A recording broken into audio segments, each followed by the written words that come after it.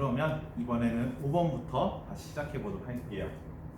자, 아까 1부에서는 1번부터 4번까지 했는데 그 문제를 푸는 과정에서 대부분 어떤 용어를 사용했었죠? 개수, 그 다음에 항이라는 용어를 계속 사용했었죠?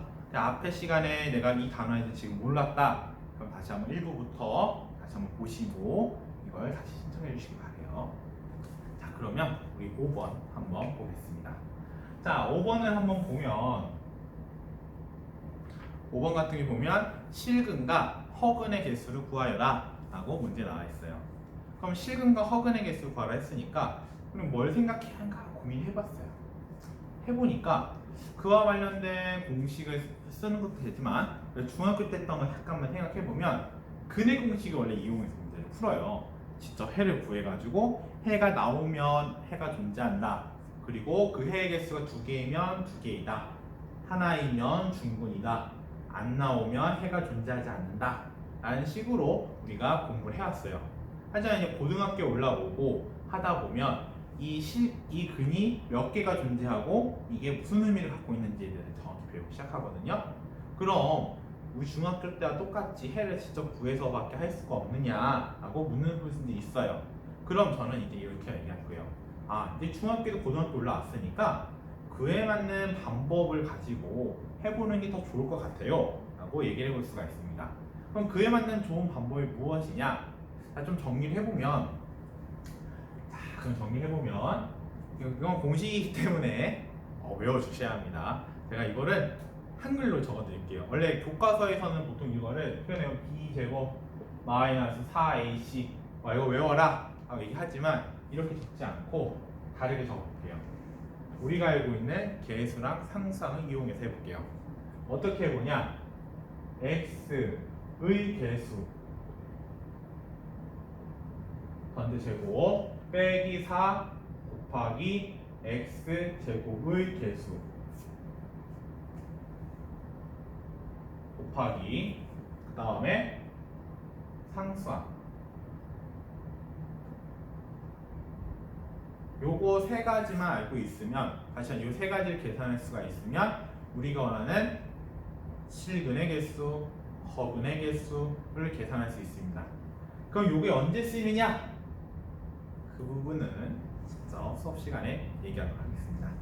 자, 그럼 우리가 원하는 거는 이제 실근의 개수를 원하는 거고 허근의 개수를 원합니다. 자, 그럼 이게 어떤 조건을 나누느냐 이거 궁금할 거예요. 자, 주어진 식이 0보다 큰 경우, 0인 경우, 0보다 작은 경우를 이렇게 세 가지로 구분할 거예요. 즉, 제가 개수를 구하고 상수항을 구하는 걸 대입해서 어디다 대입해서 빨간색 밑줄 친 곳에 대입을 해가지고 0보다 크게 나오는 경우, 0이 나오는 경우, 0보다 작게 나오는 경우인지를 계산해 봐야 돼요. 계산해보니까 3이 나왔어. 3이 나오면 0보다 크네. 그럼 이때 어떤 의미가 숨어져 있냐면 실근은 2개이다. 그리고 0이 나왔어 라고 하면 이때 실근은 1개이다. 혹은 중근을 갖고 있다. 만약에 0보다 작게 나왔어.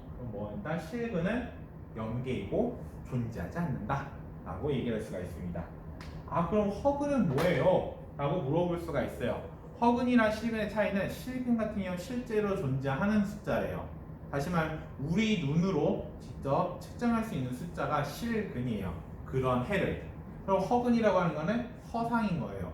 그럼 실제로 그거를 측정할 수 있는 곳이야? 아니라는 거예요. 실제로 얘가 어느 정도 크기를 갖고 있는지 비교할 수가 없어요. 그럼 허근은 왜 구해? 이 부분은 논리적으로 가야 하기 때문에 왜 구해? 라고 하는 거는 개인적으로 필요하신 분에게만 답변하도록 하겠습니다.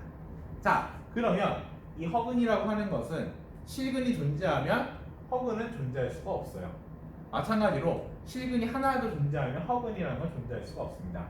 허근이라고 하는 건 언제 존재하느냐? 2차 시계 같은 경우에서는 2차 방정식 같은 경우에는 실근이 0개인 경우에 대해서만 2개로 존재를 합니다.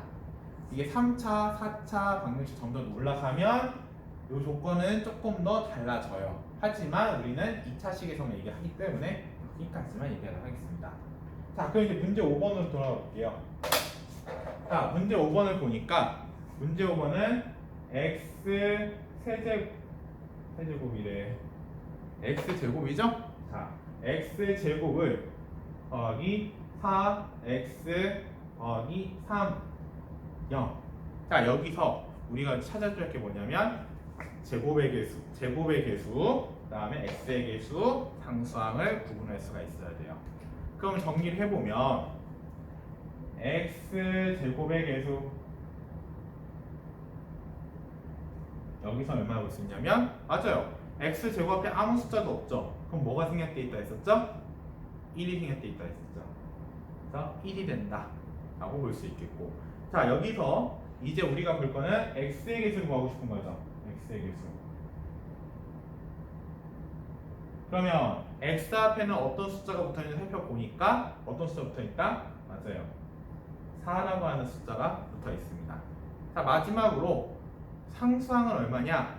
상수항은 숫자로만 이루어진 거죠. 상수항은 얼마나 볼 수 있냐면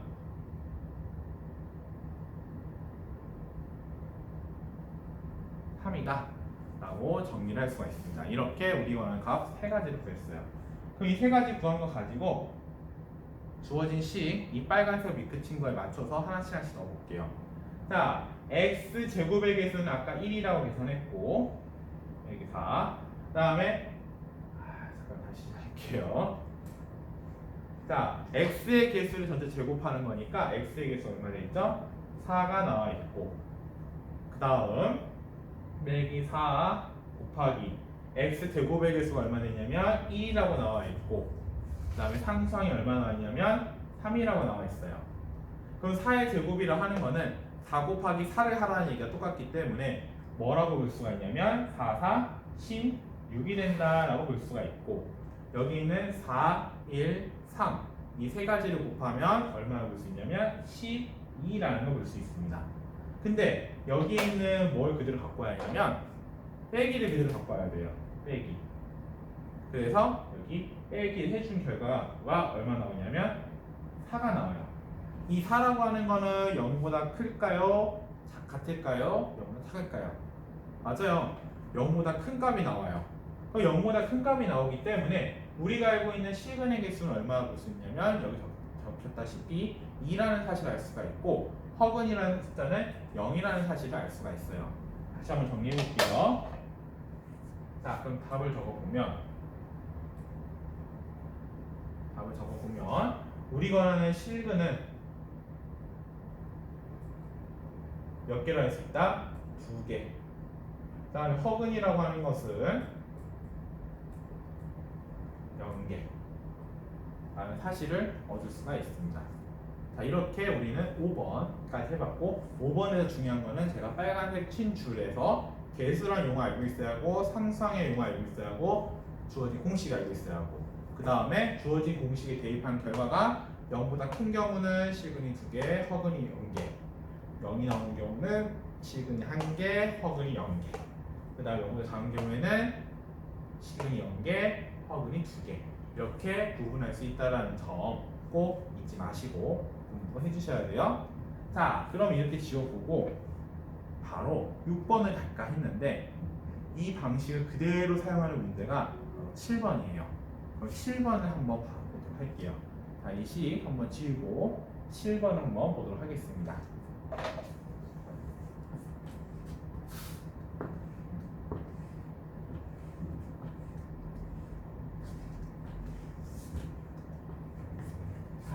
문제도 보고,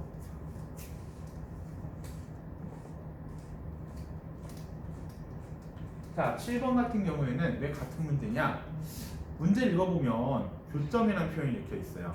그럼 교점이라고 했으니까 다른 문제 아니야 라고 할 수 있는데 푸는 방법이 똑같기 때문에 얘는 같은 문제를 저는 생각을 해요. 그럼 왜 그러냐, 이 약간 실근을 지우고 이 자리에다 뭘 집어넣으면 되냐면 교점의 개수를 집어넣으면 되거든요. 그러면 교점의 개수를 어떻게 해서 구할 수 있는지 생각을 해볼게요. 자, 이 7번에 가서 보면 7번 문제를 그대로 한번 보면 함수라고 나와 있어요. 이 함수에 대해서 우리가 크게 의미를 갖지 않고 그 옆에 있는 식에 대해서 의미를 가질게요. 식이 뭐라고 적혀있는지 보니까 x제곱 더하기 6x 더하기 5라고 적혀 있어요. 그럼 나는 이 식에서 무엇을 찾아내야 하느냐? 아까 똑같이 x 제곱의 개수, x의 개수, 상수항 이렇게 세 가지 찾아줘야 돼요. 그럼 찾아볼게요. x 제곱의 개수, 다음에 x의 개수, 다음에 상수항.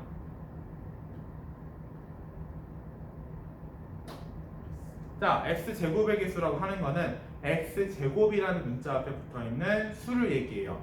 그런데 주어진 식을 보니까 x제곱이라는 숫자 앞에 어떤 숫자가 붙어있죠? 아무것도 없죠. 그러면 이제 뭐가 생략되어 있다 했어요? 0이 아니라 1이 생략되어 있다고 하는 거죠. 1. 그 다음에 x라고 하는 문자 앞에 어떤 숫자 적혀 있냐고 보니까 6이라는 숫자 적혀 있고, 상수항이라고 하는 숫자만 있는 것은 얼마 적혀 있냐 보니까 5라고 적혀 있습니다. 자, 그럼 이거를 아까 전에 5번 했던 거와 똑같이 대입을 해볼게요.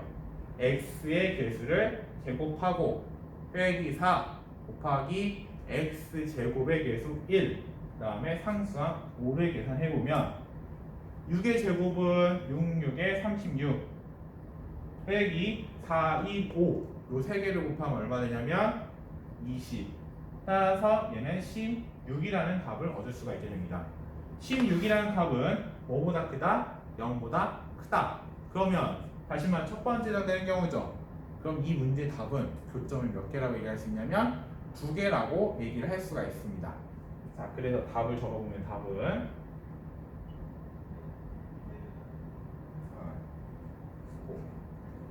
표 지워서 답은 2개 이렇게 적어주시면 우리가 읽는 이 7번까지 같이 연결해서 풀어볼 수가 있습니다.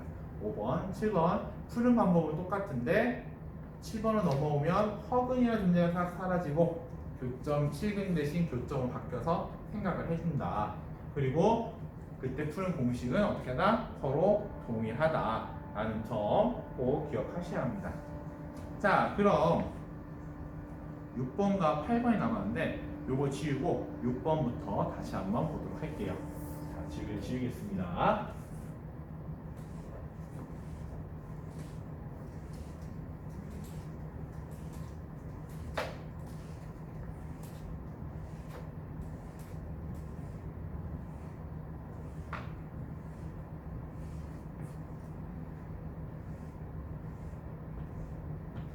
자, 그럼 6번 생각을 해볼게요. 6번.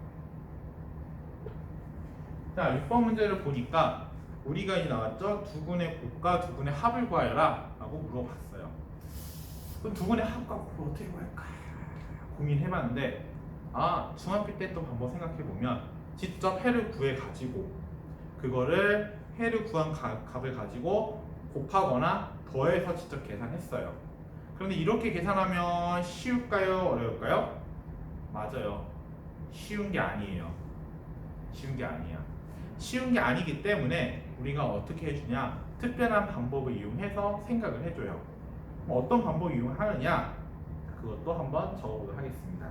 적어보면 두 군의 합이라고 하는 거는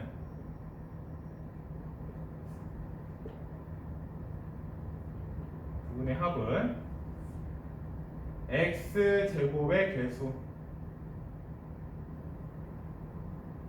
개수를 뭘로 갖고 나누냐 보니까 마이너스 x의 개수로 나눠준다. 그리고 두 군의 곱은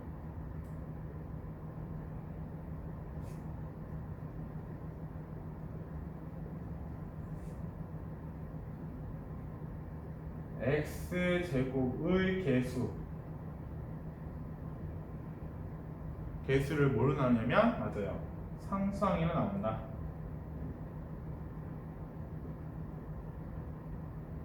상수항으로 나눠주면 해결이 된다 라고 볼 수가 있어요. 자, 그럼 일단 공식이네요. 그래도 해를 직접 구하는 것보다는 이와 같이 방법을 가지고 풀어보는 게 조금 더 쉬워요. 그래서 우리 주어진 문제를 한번 적어보면 4x 제곱 빼기 6x 그 다음에 더하기 9는 0이에요. 자, 여기서 x 제곱의 개수는 3. 그럼 그대로 적어보면 3. 여기도 그대로 적어보면 3이 된다라고 볼 수 있고, 그 다음 x의 개수는 얼마죠? 마이너스 6. 그러면 앞에 마이너스 6 하나 적을 수 있고, 상수항을 얼마라고 하냐면 여기에 있는 9라고 했으니까 9. 자, 이제 이걸 계산해보는 일만 남았죠. 자, 3분의 마이너스는 더하기 6. 그리고 이거를 나눠주면 3으로 나눠주면 밑에는 1, 위에는 2. 따라서 1분의 2. 1분의 2는 뭐라고 계산할 수 있죠? 맞아요. 1분의 2라고 적지 않고 우리는 뭐라고 적냐면 2라고도 적자. 같이. 자, 마찬가지로 여기도 3으로 약분해주면 위에는 3, 밑에는 1. 다시 말하면 1분의 3이라고 적어줘야 하지만 분모가 1인 경우에 뭐라고 했다? 생략해서 3이라고 적어줄 수가 있어요. 그렇게 해서 두 분의 합은 2, 두 분의 3이라고 우리 원하는 6번 문제의 답을 얻을 수가 있습니다. 6번 문제의 답. 자, 6번 문제까지 봤고, 그 다음 이제 8번 문제를 봐야 하는데, 8번 문제는 직접 제가 풀어드리기보다는 제가 수업 시간에 답을 알려드렸어요. 그 답을 가지고 보이는 게 조금 더 좋으니까 8번 문제 같은 경우에는 답만 알려드리도록 하겠습니다. 자, 이건 지우고 8번 문제 넘어가 볼게요.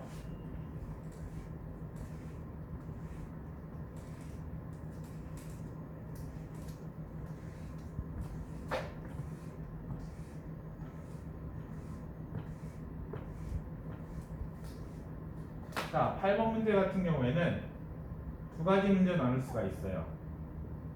뭘로 나누냐? 식이 두 가지가 있죠? 그래서 문제가 두 개예요. 적어보면 방정식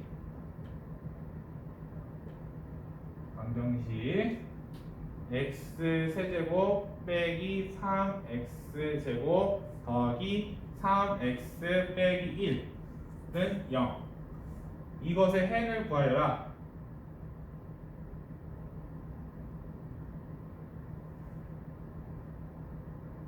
해를 구하시오 라고 하면, 이거 해는 제가 얼마나 알려줬냐면 여기에 부호를 바꾼 더하기 1이 해가 된다라고 얘기했어요. 풀이도 마찬가지로 수업 시간에 얘기했습니다. 자, 그 다음 방정식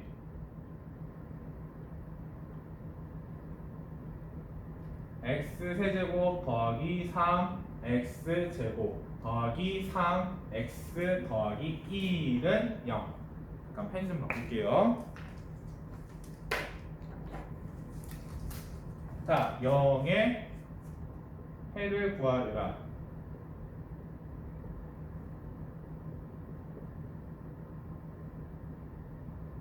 자, 이 해를 구하여라 라고 보니까 여기서도 해를 제가 얘기해 줬어요. 여기에서 부호를 바꾼 마이너스 1이 이 문제의 답이 된다 라고 했어요. 풀이는 제 수업 시간에 얘기했기 때문에 이거는 여기서 마치도록 할게요.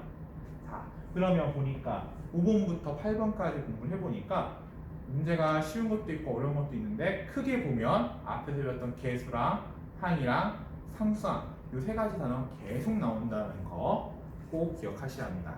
자, 여기까지 하고 우리 8번 문제를 마치도록 할게요. 자, 다음 3부에서 마저 직장 문제를 보도록 할게요.